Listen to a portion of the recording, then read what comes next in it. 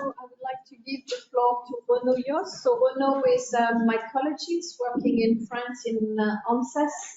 ANSES is also the director of the EURL for fungi and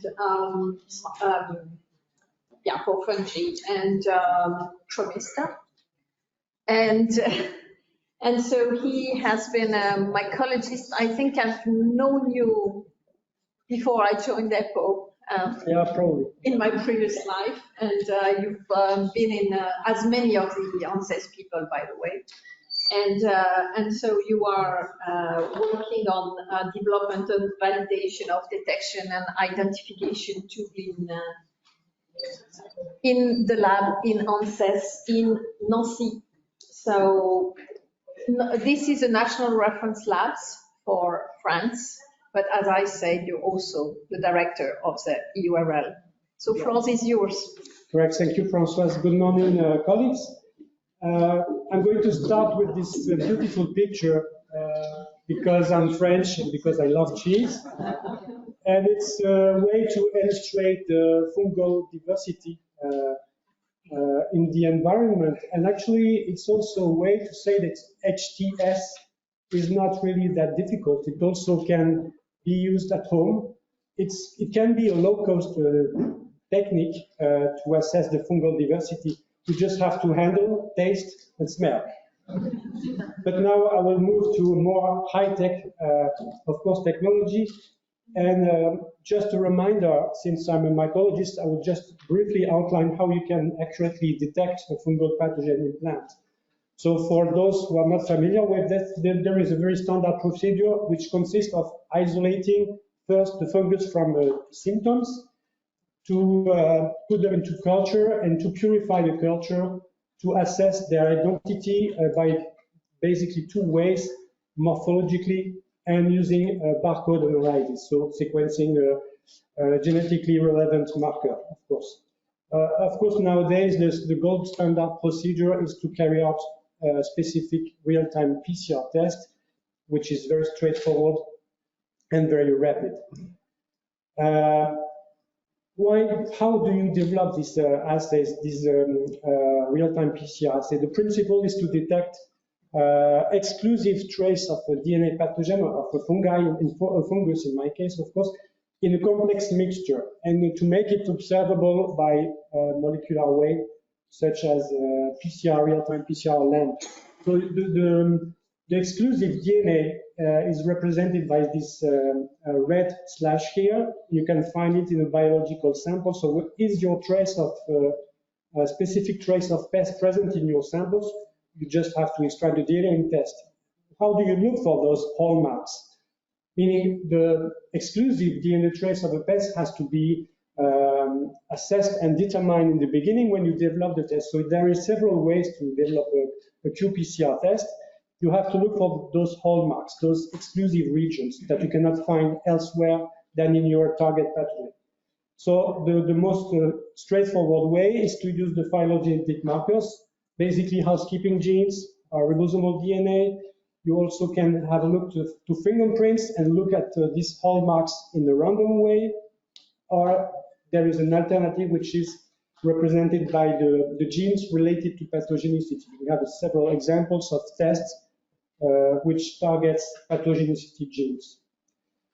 But so what more can HTS do for you, which is the question we are all asking this morning, especially in mycology. So I will briefly outline two types of examples of how HTS can assist.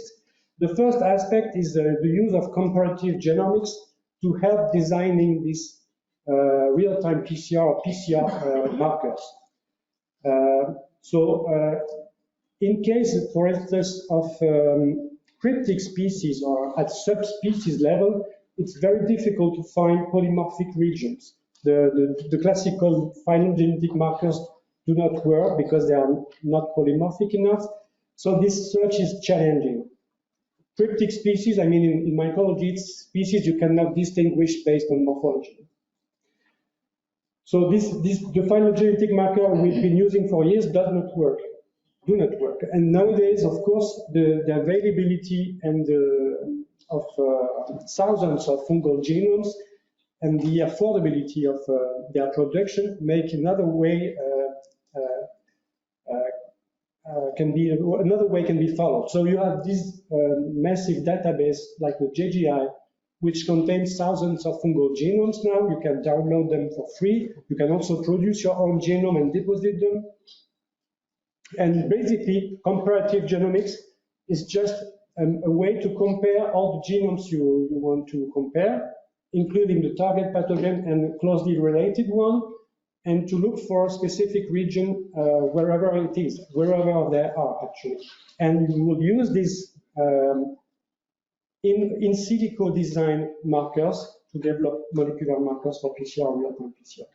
So I will show you two case of studies. The first one is about wheat blast, which is an emerging and threatening disease. It's not regulated yet, but I hope it will be in the future because it's a very nasty one. The symptoms are basically reduction of the yield in wheat or other cereals, principally by the bleaching of the spikes, reduction of the yield. Also, you can have spots on the leaves. It comes from South America, where it has been described as a background, as a not very sensitive disease since the 50s, and then there was a burst, an explosion of the reports of the focus of the foci in Argentina, in Brazil, in the early 90s and 2000s. And suddenly there was a move to Bangladesh and to India in 2016 and 17, and it was demonstrated through comparative genomics, through comparing the genomes of the strains involved, that actually the spread was done and achieved by transportation of contaminated seeds. The seeds were actually, the grains were actually destined for consumption, and they were used as seeds in the field instead. So as you can see, there is no way to identify the pest based on the seed aspects. It can be any disease. And the challenge in this, with this disease is that actually Pyricularia oryzae is the causing agent. It's a species, but it's divided in several subspecies, each of them attacking a specific host plant. Most of them are weeds, as you can see here. You have also the one attacking Lolium, a ryegrass. You have one attacking rice, oryzae, and you have the one attacking Triticum, which is called Triticum lineage. So we have to go down to a subspecies level where the housekeeping genes are completely inefficient to design specific tools. So the challenge was to design primers specific to this lineage and use it for detection in grain. So we used in the 90s comparative genomics to find this exclusive region specific for Triticum. So basically we cut the genomes of the target pathogen in small section of 500 base pair. We compare each of these regions iteratively with all the genomes we had of the different lineages. We compare back to the genome of the target genomes of Triticum lineage, and we end up with hundreds of regions that show to be either unique or polymorphic between the different lineages. And from those regions, we design primers and we screen them to sort out the best one. So this was done by a mass search. I will not go into the details of the bioinformatics, of course, but it was the most rapid way, the most rapid step actually, the most staff cost causing. The timing was more important for screening the candidates of the primers. And we end up with the design of different types of tools that corresponds to different types of laboratories. So very simple test for PCR for local laboratory, real-time PCR for official labs, and NAM for field applications. So this was a work done by one of our previous PhD students, Maud Thierry, in the past. And then we move to a second aspect, a second example, which is about Phyllostigma tricarpa, which is the quarantine organism. And recently, 2017, there was a description of a cryptic species, morphologically indistinguishable or hardly distinguishable, I don't want to say different, not very different from Phyllostica kappa, which is called Phyllostica parasitica. We have very complicated names in mycology, sorry. All the currently existing methods, including those present in the EPPO protocols, target the ITS region, which is the marker of choice for mycology. But actually, the two species share the same ITS sequence. So mostly all the tests currently targeting this region were cross-reacting with the non-target species and the cryptic species. And as the description of these species was made only on a few samples, on a few strains, and using a few genes with very subtle differences between them, we were wondering, actually, are they really separate species? And that's where comparative genomics helps. We could download the genomes available, produce our own genomes from those two species in question, plus the other closely related species we can find on citrus. And using families of 246 genes, we select more than 60 genes to construct a very robust phylogeny on which could be drawn the conclusion that the two species were actually separated. So we could confirm that these were two different species, and we use the same approach than the previous one we described, using another type of pipeline called JEDI, but there are plenty of pipelines, to design and to find regions that differed between those two closely related species. And the region targeted are not in the region of housekeeping genes or whatever, it's a totally different one. We have two other ongoing projects using this comparative genomic approach to distinguish closely related species, one about our Oeiras species, thanks to a master student who is currently working on that. We plan to develop a multiplex assay to develop these root rot pathogens, and the one targeting a quarantine union pathogen, Panthria nashikora, which is a very difficult fungus to grow. We are using the same approach. The second aspect of use of HTS in mycology is for metabarcoding, is to study the fungal diversity. So the classical means to assess the fungal community is to start from environmental samples, isolate the fungus growing in it, characterize the fungal strains growing out, basically by barcode analysis. So we assess individually all the potential candidates containing pathogens here to detect whether we have a target pathogen or not in the sequence here. And we use the internationally available NCBI database. But nowadays, we can also leverage the power of HTS to mass sequence all these pathogens at the same time using environmental samples. So we basically extract the DNA from our samples, we amplify the barcode for any types of fungal pathogen or fungal taxon present in the samples. We mass sequence that, and we get a list, a kind of inventory of all the fungus. Each read, each sequence corresponds to a target or to a pathogen. So in this list, we can hopefully or not find the target pathogen we are looking for. But the interesting aspect is that we also can find, as Natasha described earlier, non-target pathogens. We can also detect pathogens we are not specifically looking for. We can also, which is an advantage, detect non-cultivable fungi, because we do not have to grow the fungus to find them. They can be detected through their DNA, and we can also detect yet undescribed taxa. So it's a very powerful. We can start with fruit symptoms, or we can start with more complex environmental samples, such as spore traps. We capture the spore from the air, for the fungus which are airborne, of course, and analyzing the filter tapes or the adhesive tapes of the traps, we can make an inventory of the fungal community in there. There are several critical steps, because we have discussed about these very powerful techniques, but we still have to manipulate the samples.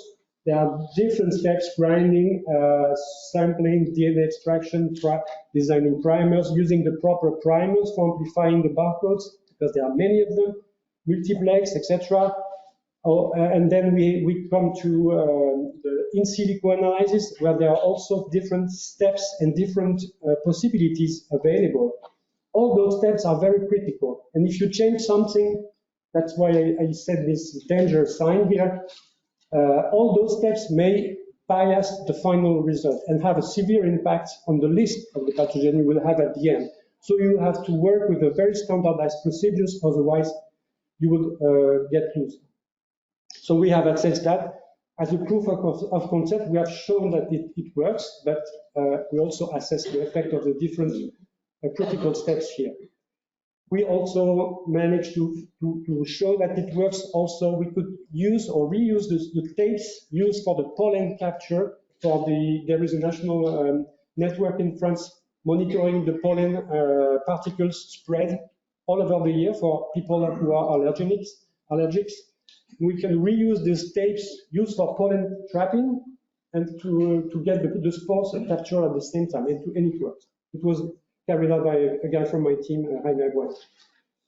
So my last slide, what are the future directions for accurate detection with meta-barcoding? The current limit is that for most of the species, one barcode doesn't work. It's not sufficient. You need several barcodes to be analyzed at the same time to identify precisely a species. So we should need something more like a meta-MLSE, multi-locus sequence analysis, but in meta fashion, which is not really yet feasible. There have been tries and successful attempts, which is good examples here, but there are still problems. Sometimes we get contaminated data sets. We have to have availability of a lot of databases containing a large set of genomes, because otherwise you won't find anything. And there are a lot of bias in the genome amplification as well. So it's not yet ready for routine, I would say. It's still at the stage of proof of concept. But as the saying said, let's shoot for the moon and we'll see. So I will finish my talk with this inevitable evolution of mycologies. We started with Petri dishes, microscopes, molecular biology, barcoding, etc. So I hope that we can still coexist. We will probably always need mycologists at least to interpret all those digital data to make sure that they make sense. Yeah, that's the end.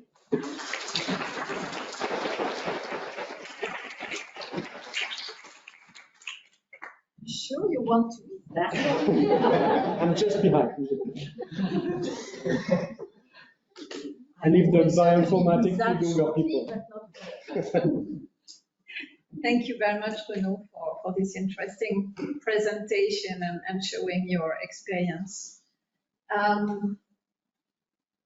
Well, I think there are some issues that will be interesting to discuss during the meeting. But are there any specific question for Bruno? This is mycology, so most of the experience is in virology, but now you have a mycology, so please don't hesitate.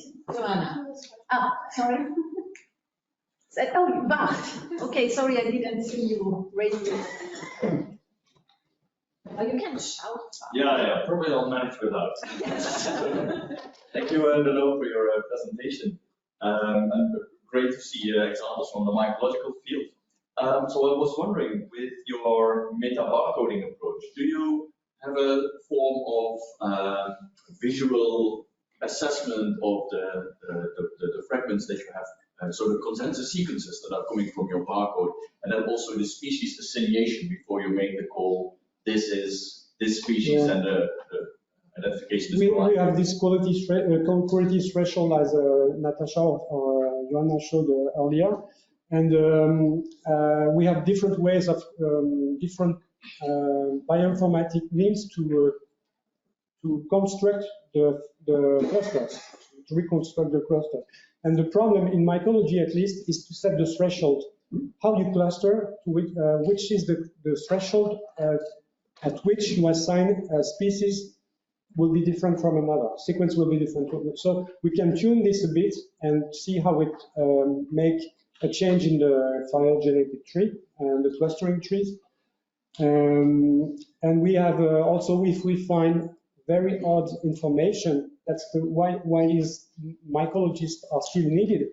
We need to have a look of a mycologist to understand if the sequence, the reads we have, makes sense or not. Because we have silly results sometimes.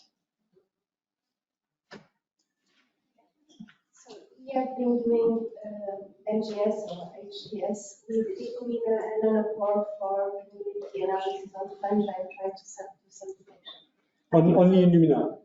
You use Illumina? Only. Yeah, okay. So the fragment is really small. So how can you get the species level with that bit of information? That's what we have to focus on the most relevant part of the barcode, actually. The universal barcode we use in the metabarcoding analysis I've been showing you is ITS. And we have to consider either the ITS1 or the ITS2 because you're right, the fragments are too short. And it's the critical steps because if you change the location, you will have a totally different outcome. That's why it's not yet fit for routine. Okay, that was my next question. So it's still improving because we've done it with nanopore, with 6,000 base pair, with 3,000 base pair, and even that we don't have the database back to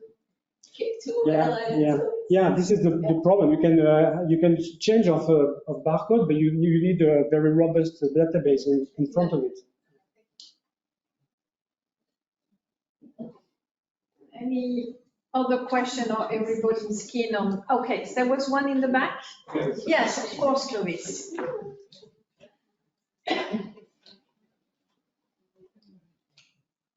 Thank you. I would ask about the marker ITS. You specify ITS is the same. Actually, one example with a specific kappa and plastic kappa. When you use HTS, do you change the marker? How you have the elongation would be the best. You need to develop HTS based on elongation.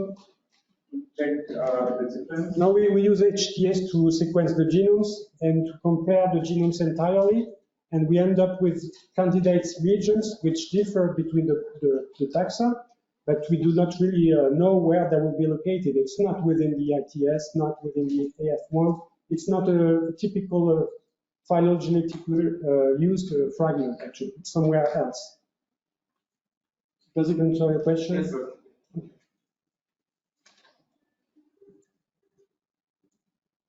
Okay, so I don't see any further questions, so I think it's time now to go for coffee, but first I would like to thank again the speakers of this